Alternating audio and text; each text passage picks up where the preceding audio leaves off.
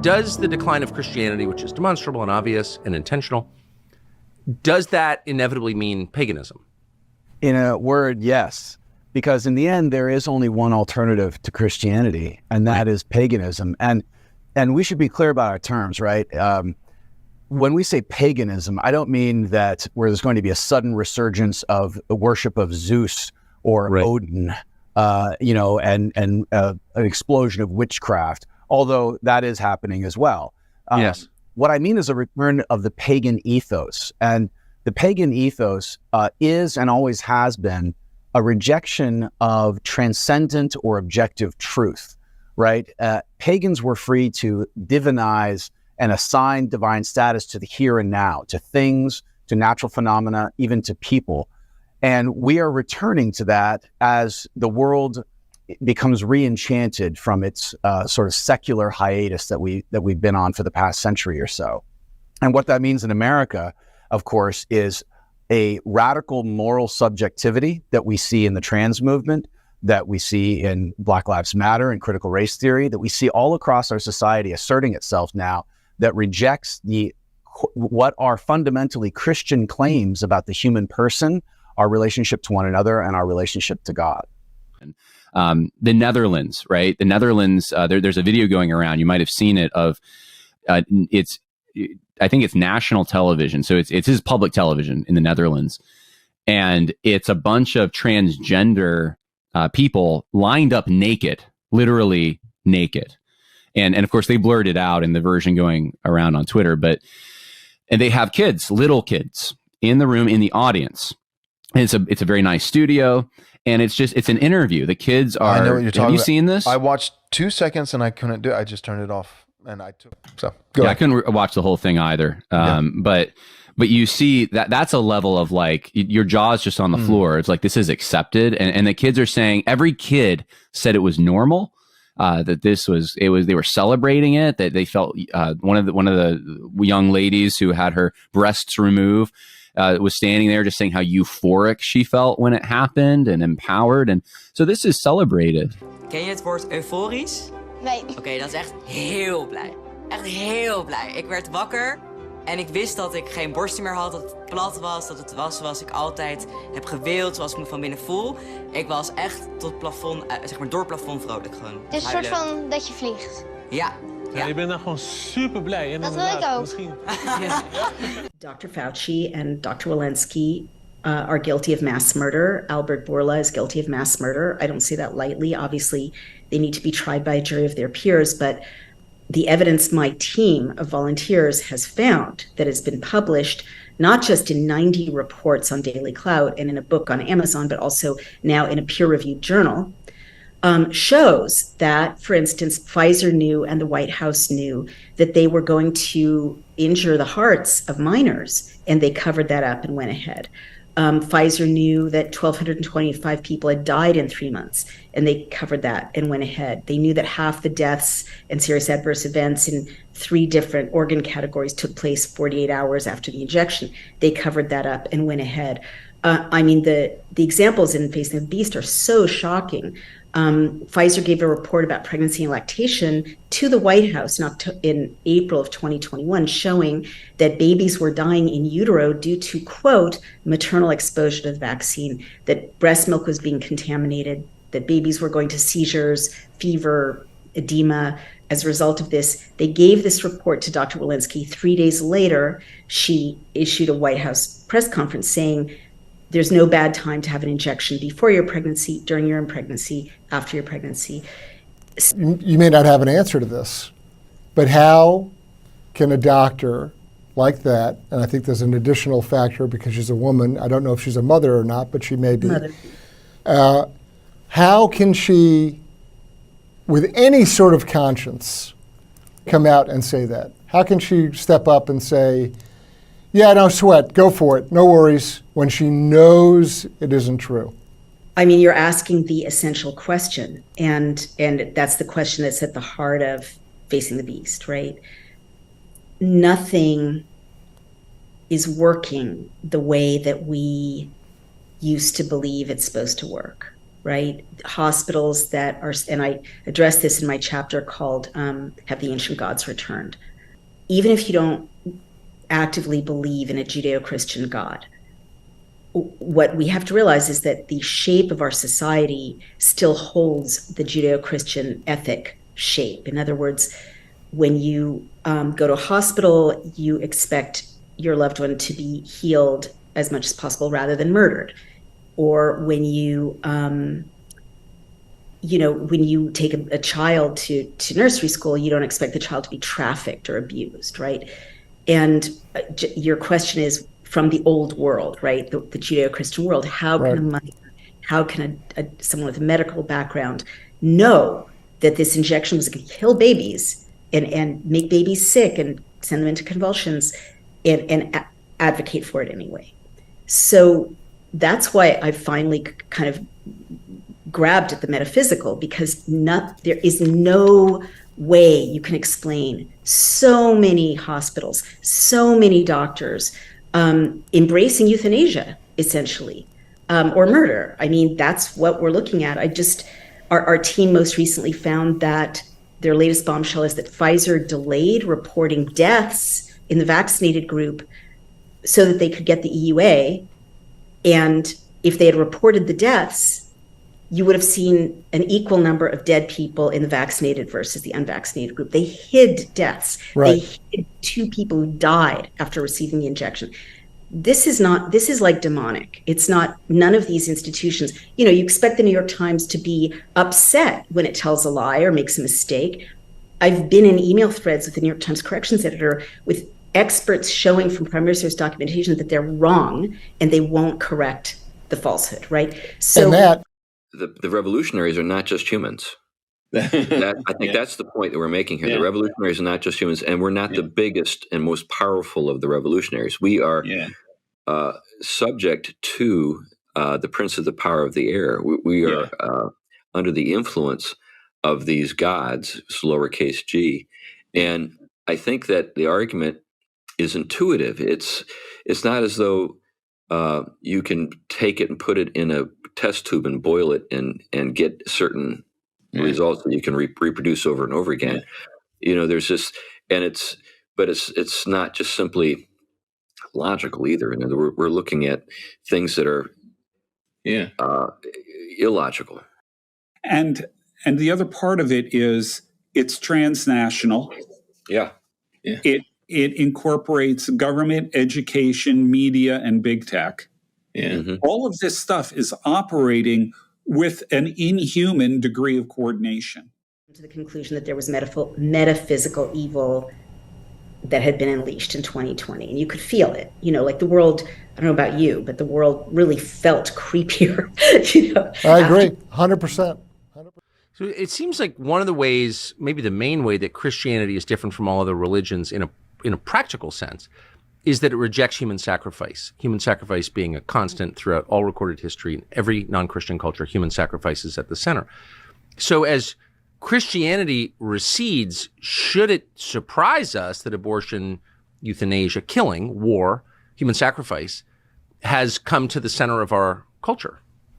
Not at all. In fact, I deal with this at length, specifically with abortion and euthanasia as the most obvious manifestations of the return of human sacrifice in the new pagan cults. No rational justification to allow healthy young people who are suffering from depression or maybe substance abuse addiction to kill themselves, but to have physician-assisted suicide. Right. And yet that's what's happening in Canada right now. And they went down the slippery slope. It only took them a few years to go from only people with terminal illnesses to anyone who's depressed and lonely.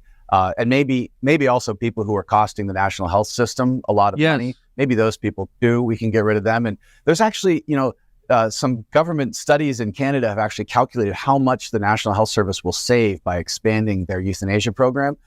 This is really dark stuff. And we have to understand it for what it is. It's the replacing of Christian morality with pagan morality.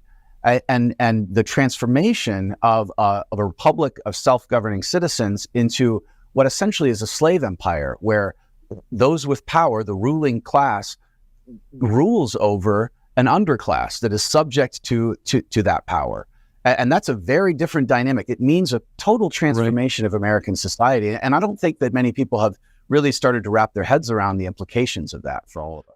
DC Children's Hospital offered gender-affirming hysterectomies for kids, but the audio and deleted web page, of course, reveal, they actually took it down as soon as people started finding it. But it says the Children's National Hospital in Washington, D.C. offered gender-affirming hysterectomies for kids between the ages of 0 to 21. The webpage was recently modified and no longer states that the program offers gender-affirming hysterectomies for kids. And in a phone call with hospital staff, the Libs of TikTok founder asked how young someone can be in order for doctors to perform a gender-affirming hysterectomy. The worker said that hysterectomies have been performed on children who are younger than the age of 16. Well, I could say this is like madness, you know, what you just read. Yeah. And it's happening all over. Happening in Boston, same thing happened. The hospital then took it down. It is crazy, and they call it gender affirming. It's the opposite. It's gender destroying, you know. But people are saying, you know, what's going on? What's happening in the world? And even it's not just Christians, conservatives and liberals, even old school liberals are saying this is madness. What's happening? So what this is, and what we talked about last time, is, you know, I knew this is the time, because we are in this window, as you said. What if behind all these things, all this craziness, all this madness, all these things that have been happening to transform America, lies this ancient mystery that goes back to ancient Babylon, ancient Mesopotamia? What if the gods that, you know, we think about as fiction, we think about as, you know, these are just fictional things. What if there's actually something real to them? What if these are real entities? And what if we could know which gods they were? What if they returned to America? What if they returned to now? What would happen to America? And if we could know which gods we're dealing with, we would have, first of all, an advantage to do that. And what if this is affecting every believer? Because what we're talking about right now affects every single person watching right now. And you're talking about little gods. We're talking about dark spirits. We're talking about demonic spirits that infiltrated ancient Israel. They're still around, folks. They're still around, and they have come to perform some of the same duties that they performed with ancient Israel. Exactly. One of the things is that people don't realize, I mean, the Bible speaks about gods. Now, there's one God, but then there are these things that are called gods. Well, the Bible actually reveals a mystery, and sometimes we miss it. In the Hebrew Scriptures and in the New Testament, Hebrew Scriptures, it says that when they were worshiping these gods, it says they were actually worshiping the Shedim, Hebrew word that speaks of entities or spirits, and they're always evil, you know. And then when it was translated into Greek, they use the word daimonia, which actually Paul uses when he says the Gentiles or the pagans worship these things. They're actually worshiping the daimonia. We get the word demonic from it. So when we think about gods, there's actually something very real about it. And when you look back, you know, think about this. If all the pagan world, like everywhere in the world, they were all worshiping gods. I mean, except for Israel, and then they turned. But all around the world, there were, why? You know, and so what it means is if these were spirits behind them, they're all given to the spirits. They were all possessed. All these cultures were possessed. Even Western culture, you know, we back then was possessed, except for Israel. So the thing is that, and when you look back at these pagan gods worshiping things, you see the signs of possession. Even their high priests, the oracles, they would shake, they would utter these things. So that's all there. And the only thing that changed that was Jesus. When Jesus came, you know, he had the power, it says of ekbalao in Greek, to cast out the spirits. And when he sent the gospel into the world, it was like God coming head to head with the gods. And that's why when the Christians came in the Roman Empire, there was such warfare, because the gods were warring against them. You know, they said, you know, bow down or we kill you, to the gods. That was the issue, you know. And so there was this warfare going on. And by God's grace, the gospel prevailed. So now think about what that means. If the gospel prevailed, all the gods started departing. You know, the temples were empty, Zeus, all gone. But that means that the spirits were being cast out. So this was the greatest mass exorcism in history. And that's why our culture, Western culture, is unique, because it's the only culture that was exorcised, free. You know, when you go to other cultures, you see these things. So that puts us in a very, you know, unique thing. But then there's a warning that Jesus gave. Remember the parable when he said, He said that a spirit comes out of a man, goes around looking for a place, doesn't find it, says it's going to go back, I'm going to go back to my house, to the guy, but it goes back, finds it empty and clean, says, I'm going to bring back my friends. Seven more evil spirits worse than the first. Now we picture that's talking about a man, and it is. But he's actually says, so it will be with this generation, this generation. So here's the thing to put it all together. And that is that if you take that to the largest thing, our culture was delivered like that man from the spirits. We were exercised. But here's the warning. If we ever turn away from God, if we ever turn back, if we ever turn Western civilization, America, if we ever turn, then the spirits are going to return to our culture. Then the gods that were cast out are going to, and that's exactly what's been happening. Okay, so let's go back and let's talk about some of the gods. Let's talk about Baal with ancient Israel, and let's talk about how Baal has infiltrated America, and the world. Well, in the book I talk about the dark trinity, and he's the first. So Baal is the one he's the one who came into Israel and turned them away from God. He's the substitute God. He's the anti-God. He's the one who said, I'm going to give you prosperity, turn to me. And he turned them from God to materialism, to sensuality, to vulgarize their culture. So he comes there. So what would happen if Baal came back? If America was patterned after Israel. If it turns away from God, this is coming back. So when did we really start turning away from God? Look at the early 60s. We say, let's take prayer out of school. Little thing, right? Let's take the word out. Well, when we did that, we opened the door. And the spirit of Baal or Baal comes in. And I call him in the book the possessor, because that's what the name means. He comes in to possess America. And so what did Baal do? He came in and he seeks to, the first thing, he seeks to drive God out of everything. He warred against God. Remember, in the days of Elijah? So all of a sudden, there's a spirit driving God out of everything. God at the public square, out of a culture, God used to be everywhere, in American culture. Think about that. On our money, in God we trust. On our money, And when you look back in the 1950s, we would say, well, this is a Christian nation, But Baal's, the agenda of Baal is to take a Christian nation and turn it into a pagan nation. So what happens is, so he starts driving that out. But also, it's infiltrated us in deep ways to paganize us, like even wokeism. I'll give you an example. And back then, if you have one God, you have one truth. But if you have a lot of gods, then you have many truths. There's no one truth. Everything I have my own authentic truth. I have my authentic truth. In the pagan world, you could actually make your God. You actually make your truth. That's why we have many pronouns now. Many pronouns, right? Insane. And we have to say, well, if a man says I'm a woman, well, that's his authentic truth. If he says I'm a tree, that's his authentic truth. That's paganism. That's what they did back then. They made their own truth. And also when you take God out, everything becomes God. Sex becomes God. Money becomes God. We're in this thing. Idolatry. Everything, And actually, at the same time in the 60s, when you do that, you start then seeing New Age. All these things start coming in, Eastern thing. That's all paganism. And the name Baal or Baal means Lord, possessor, master. So what's happened to America, the promise was, hey, I'm going to give you freedom. It always comes in like, hey, be open-minded. But in the end, we end up being possessed. We end up being driven by, we're more addicted now, we're more driven than ever. We have many Baals. And I'll give you one sign of Baal. The sign of Baal back then was a bull. He was represented by, there's supposed to be power, bronze molten bull. Well, actually, if you go to New York City, you will see the sign of Baal. That massive bronze molten bull is the sign of Baal, that he's taken over the culture right near Wall Street. And actually, he was the god of prosperity. What do we call a good market? A bull market. He was the bull. That's Baal. They actually they took part of the temple of Baal and recreated it in New York City as well. So we are a culture that has been possessed by the spirit of Baal. And that's what turned us away. But he's only the first. And of course, we can only give a taste of, we're only giving a taste, but there's another. Go. Okay. Yes. The next one is a she. It's a goddess. And this is called in the book the enchantress. And when you look in the Bible about when Israel turned away from God, first is Baal, but then there's the next one is Ashtoreth. It was his Baal and Ashtoreth. Ashtoreth was also known as Ishtar. She's all over the place. She's also known as Aphrodite in the Greek, also known as Venus. And she's the god of sexual immorality. And so what happens is, she's actually called the prostitute or harlot goddess. And what happens is Baal comes up, she's actually known as the wife of Baal in the mythology. when first Baal comes, then the next one to come in is this goddess. And so what's going to happen if she comes in?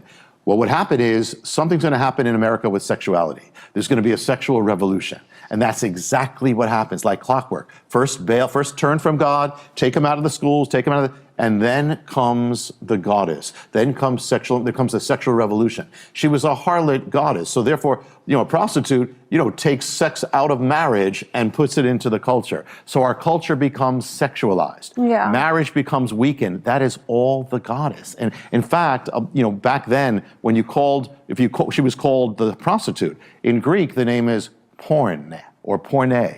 We get pornography from this goddess. The first pornography the third is called the destroyer. And this is the one that if you go to pagan culture, you'll see they offer, it's common to offer up human sacrifice. It's actually common to offer up children. If you were a child, back then you were not safe in pagan society. You were not safe in any way. And you could be offered up at birth, you could be offered up after birth, you could be offered up before birth. Abortion was back then. That was a pagan thing. What happened? The only thing actually even go before that. So when Israel turned away from God, what did they do? They started offering up their children. It says they passed their children through the fire to this god who was called, Molech, who's the god they put their children on the altar. And so here's the thing. When the gospel came, it drove that all out. The only thing that ended child sacrifice was the gospel. Yeah. That's it. That ended human sacrifice. But here's the warning. If we turn away from God, it's coming back. And at the same time, at the same moment that we start turning away from God, you have Baal turning away from God. You have the goddess, sexual revolution, leads right to the third. The third one is abortion comes to America. Molech comes to America. And all of a sudden, 1970, it's abortion on demand. 1973, Roe. And so all of a sudden we are offering up our children to the gods, just like this is paganism. Yeah. We're offering, and I said, well, how can you compare? They offered up thousands. We've offered up 63 million of them. So remember, they come back stronger. They come back 7 times or 8 times. And the other thing is that when I looked at the ancient way they did this child sacrifice, that links up to what's happening now. There's a certain way they did it. There's a certain way that the parents did it. That's the way it's happening now. Actually, I'll throw this in, that one of the things was that if you look back, the poor children were more offered up than rich children. They actually they actually paid for poor children to be offered up. Today, Molech, he's a racist and he's against the poor. More poor children are being offered up to him than any other children. Same God, same principality. Wow.